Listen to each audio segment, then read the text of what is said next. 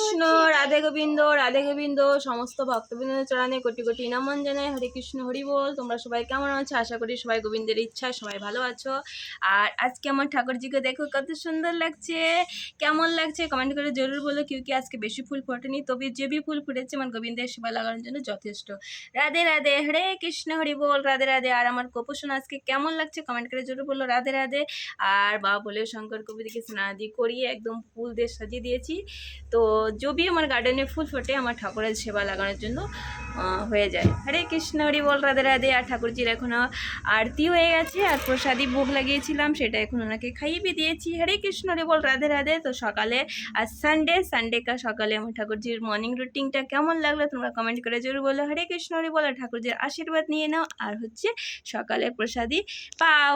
Radhe Radhe, হরে Krishna, Hari বল, Radhe Govinda, Radhe Radhe.